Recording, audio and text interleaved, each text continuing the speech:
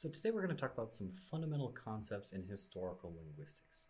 But first, we should take a moment to appreciate the simple fact that all languages change over time, and that languages don't just remain static over the centuries. That's kind of weird.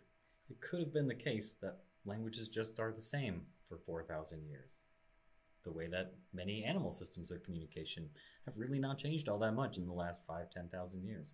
But human languages are constantly changing. Today we're going to start by talking about lexical change, semantic change, changing words, word meaning. We're going to talk about the regularity of sound change and the comparative method. Just for a little bit, you could take a whole class on that.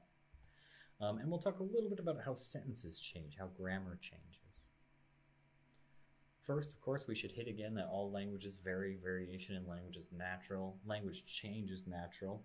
But language change doesn't typically just shoot off all random. Language change is principled and is regular, is systematic, is maybe a better word. It's a common myth that languages just become lazier, that the kids today are speaking lazier than the kids 1,000 years ago did, or that languages become simpler over time, that all language change is simplification. But that's actually not true. If a language simplifies one part of the grammar, that could actually make another part of the grammar more complicated. Take a look at some cases of that later.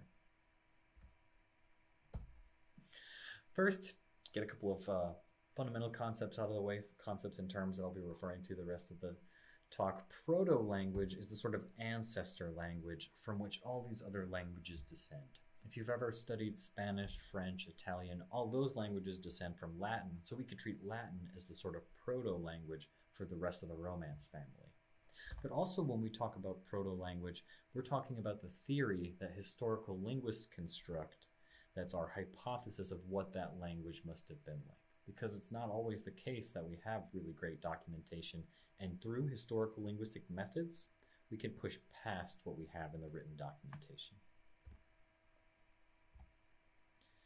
We also use the same sort of mother, sister, daughter terminology that we use to describe languages that we also use in syntax. So we describe two languages that descend from a common ancestor language as sister languages. So we describe Spanish and French as sister languages.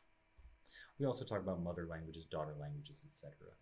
A good example of that is a sketch of this Proto-Indo-European tree. And here, this very top node would be Proto-Indo-European, the ancestral language that connects Hittite, Latin, Irish, Gothic, Greek, German, English, Latvian, Vedic, Persian, and a whole number of other languages. In this case, we would say that Old High German and Old English are sisters.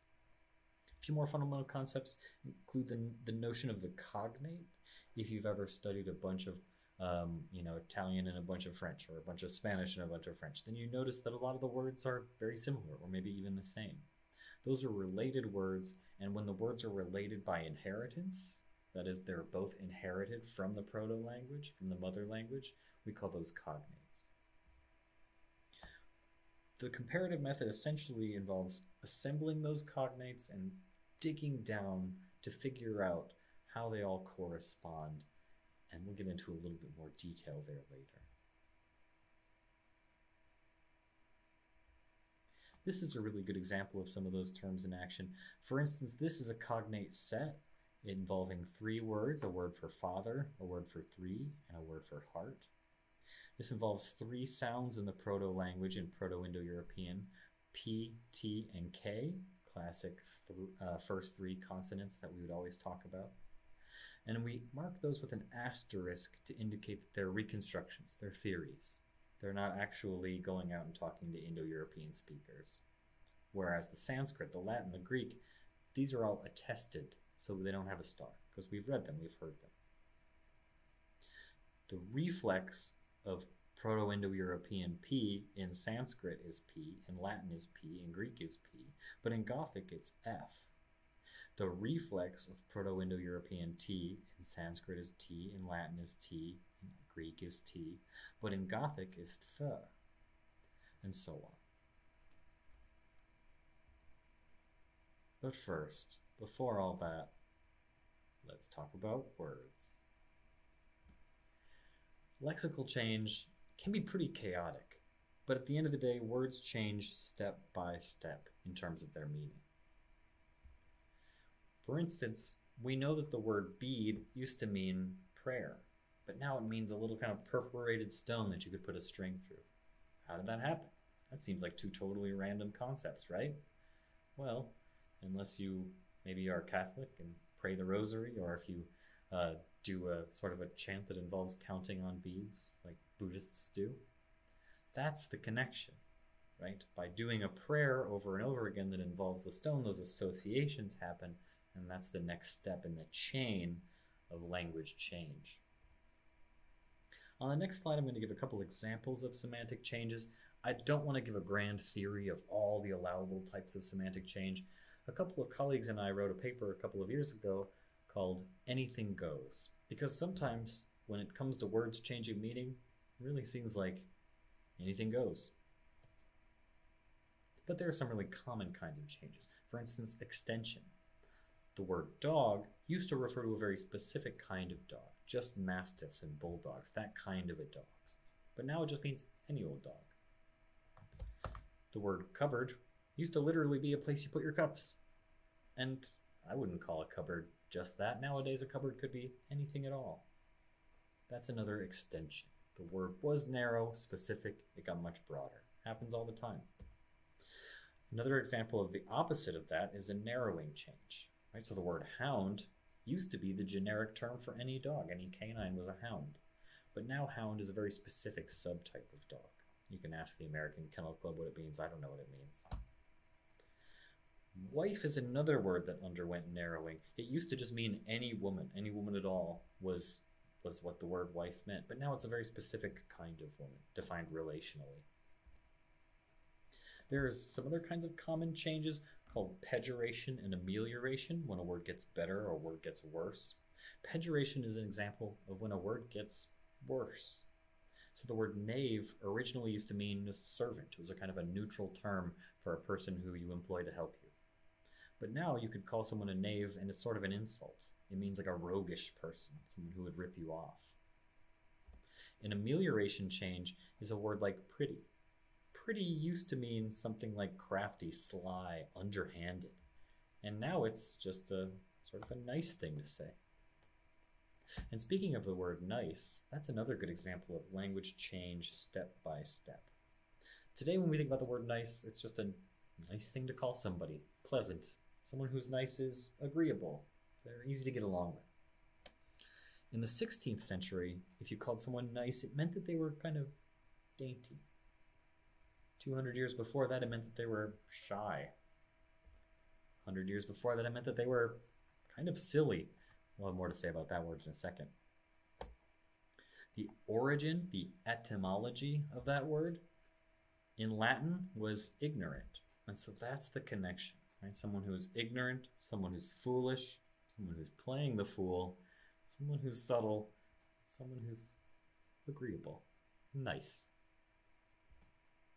The word silly is another really great example of the step-by-step notion of language change, especially of semantic changes. Originally, silly meant something like lucky, happy, innocent, harmless. From harmless to pitiable, someone you look down upon with kind of compassion. From someone you look down upon with compassion to someone you look down upon without compassion, to someone now who is silly. So language change is systematic, it's step by step. We took a look earlier in the semester at some phonological processes, some phonological rules like epenthesis, deletion. Those can also be historical linguistic changes.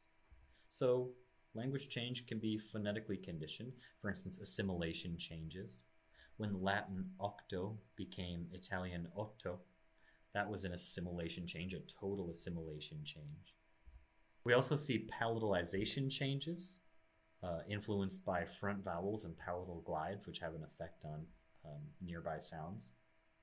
So for instance, Latin gentum became Old French gent. A concept we took a look at in the sociolinguistics unit was the merger, right? So we talked about how some speakers have merged the vowel in cot, as in the thing you sleep in, with the vowel in caught, as in something the past tense of catch. So for these speakers, this is a change in the language. It's a change in the vowel system. It's a phonological historical change. There's a connection between the sociolinguistics and the historical linguistics. The things that survive, the variables that survive over time, often come from dialectal variants, like the caught-caught merger. But on top of that, there's also splits. So for instance, French didn't used to have a whole system of nasal vowels like it does today. Today, French has both oral and nasal vowels. For instance, you could call someone your beau, and that's your sort of love. Or you could talk about something as being bon, and that's something good. Well, that's a split. Originally, this O was just allophonically nasalized because it was next to a nasal. But over time, this nasal vowel became a full-blown phoneme of its own. Another big thing that we've talked about a little bit that speakers do is just borrow words from each other, borrow sentences from each other, borrow sounds from each other. Sometimes borrowing happens multiple times. For instance, English and French have been in close contact for a very, very long time. So we see multiple layers of loan words between English and French. The English word chief and the English word chef both come from the same French word, but hundreds of years apart, so far apart that in French they were pronounced differently, so we borrowed them as being pronounced differently. Another thing that we see is that languages change words that they borrow in order to fit their own phonologies, in order to fit their own grammars. There are some wonderful examples of this from Japanese.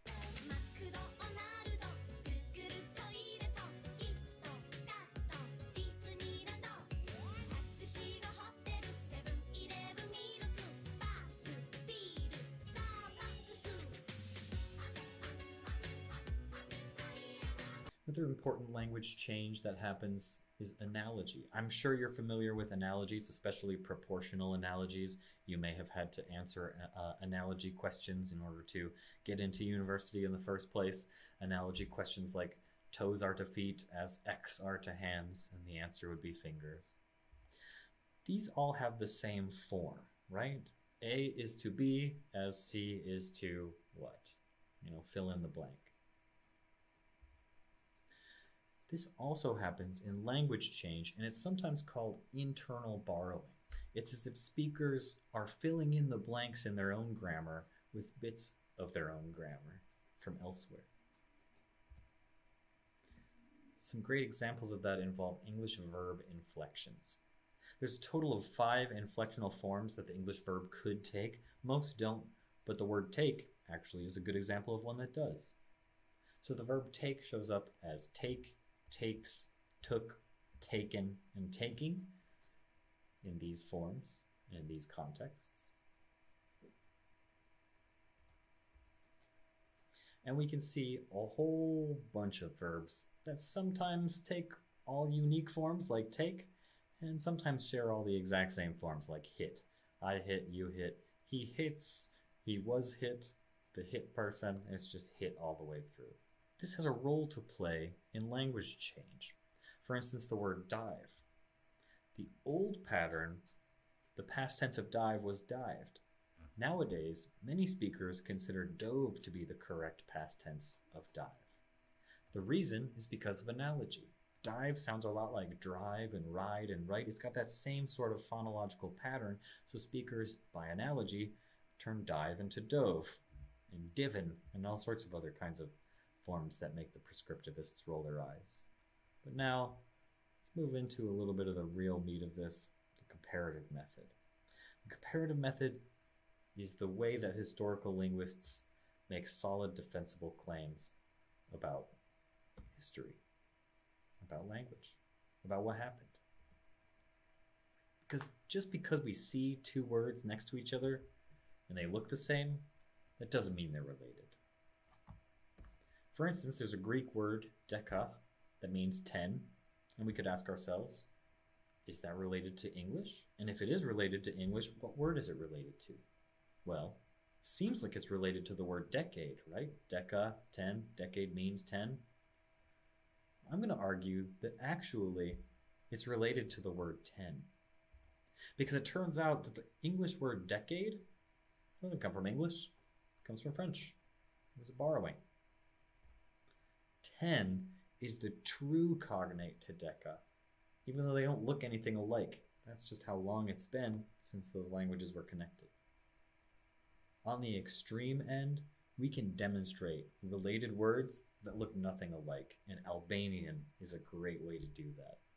The English word salve is related to this Albanian word, with which it barely shares any of the same letters or sounds.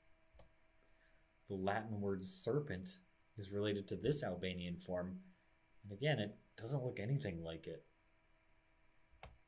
How do we know these words are related? The comparative method.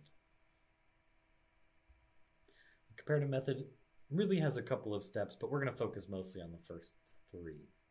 In the first step, you find words that you believe to be cognates and you assemble them together into a cognate set.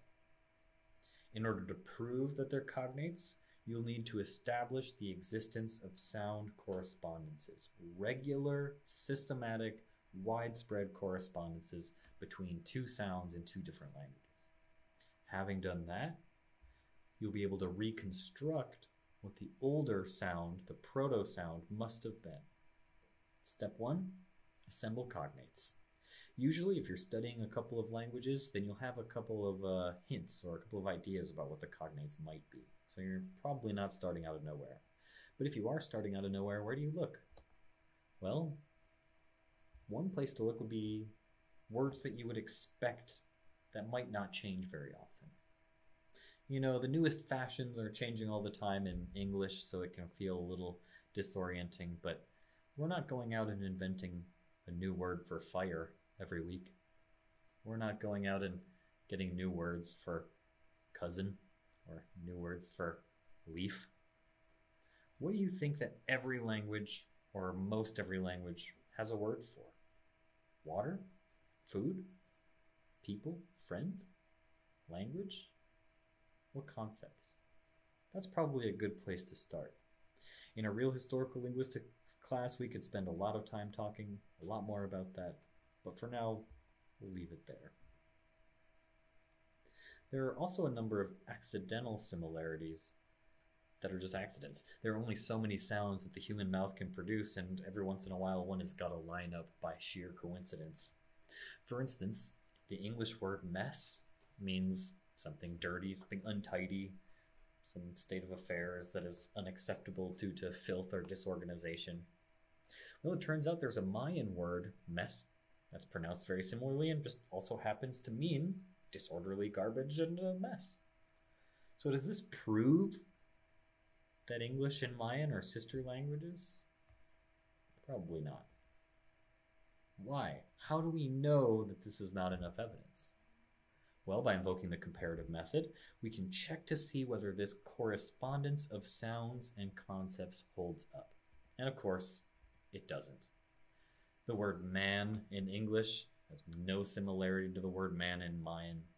The word mouse doesn't have any similarity to the word in Mayan. The word moon, the word mother, go down the list of all the M words in English or Mayan, and you won't see any other similarities like that. The comparative method has just proven to you that Mayan and English are not related. Okay, I gather that that's an extreme case. The next thing you have to do is establish sound correspondences. When you do see cognates that really are cognates. You could try it now yourself. What do you think the most likely ancestor of these 4 sounds are in this sound correspondence in the Romance language family? In Italian, you have caro. In Spanish, you have caro. In Portuguese, you have caru. In French, you have cher. And in Latin, you have caru. What do you think was the older form? Was it K or was it esh? Well, all things being likely, probably K. That is you reconstructing the proto-sound. We know that Italian, Portuguese, Spanish have K in this particular context where French has esh. We can document that Latin had the K, so we can tell that much. But even if we didn't have Latin, it would be so obvious that the K was the correct proto-sound. 1, we know that it's more likely for a K to become a sh, especially in the context of a high or a front vowel. That's palatalization. That's what we see in phonology all the time. We also see that the majority of these languages show K, and French esh is just sort of off on its own by itself. So that's another piece of evidence that it's more likely that the K is the proto-sound. To wrap up, a couple of comments about syntactic change. So far we've talked about morphological change, semantic change, lexical changes. Sentences, of course, also change over time, but talking about syntactic change can be a little more complicated. The two things we'll talk about in syntactic change are reanalysis and borrowing. Reanalysis is when the underlying structure, the tree structure of a sentence changes. Historically, in English, going could only be a lexical verb. It could never be an auxiliary verb. You could only say, Hunter is going to the store. You couldn't say, Hunter is going to go to the store. That's a change from a modal verb, an auxiliary verb, to a lexical verb. That's a change in the syntactic structure. We also see borrowing, syntactic borrowing. There's some really great examples of that from Spanish language contact, from Aztecan languages. In here, we're going to talk about the comparative syntax. So the comparative in English is something like, I am funnier than you, right? In the old style, we see this kind of complex way of indicating comparative semantics in PPO. In modern PPO, people use something that looks a whole lot like Spanish. Más galana que taja, right? Borrowed from Spanish. Next time, we'll talk about language endangerment, language documentation, and then the class after that, we'll talk about language revitalization. Have a good weekend.